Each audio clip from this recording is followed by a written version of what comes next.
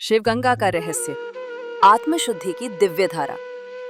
क्या कभी आपने किसी ऐसी नदी के बारे में सुना है जिसके एक स्पर्श से ही आत्मा पवित्र हो जाती है? क्या जल कभी मोक्ष का मार्ग बन सकता है?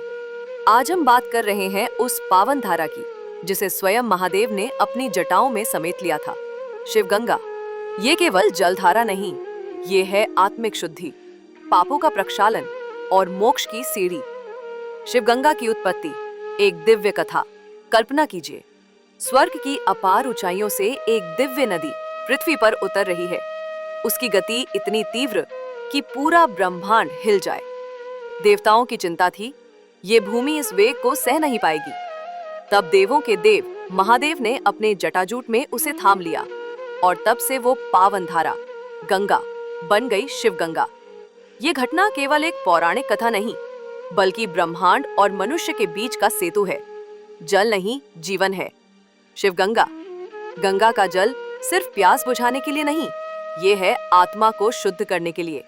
लाखों लोग हर वर्ष इसके किनारे आते हैं, नहाते हैं, प्रार्थना करते हैं और अपने भीतर के अंधकार को धो डालते हैं। कहा जाता है, गंगा में स्नान मात्र से जन्मों जन्मों के पाप समाप्त हो जाते हैं, क्योंकि ये नदी केवल शरीर को नहीं, चेतना को छूती है। आध्यात्मिक अनुभव, एक युगांतरकारी यात्रा।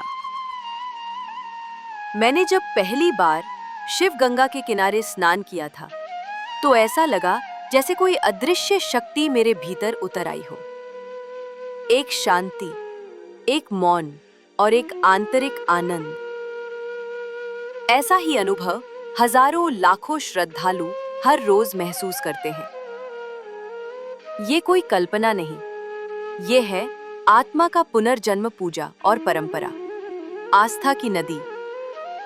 हरिद्वार, वाराणसी, गंगोत्री, हर घाट, हर किनारा शिवगंगा की कथा कहता है। लोग दीप जलाकर प्रवाह में छोड़ते हैं, अपने पूर्वजों के लिए पिंडदान करते हैं और गंगा आरती के समय गूंजता है पूरा वातावरण, हर हर गंगे, जय शिव शंकर।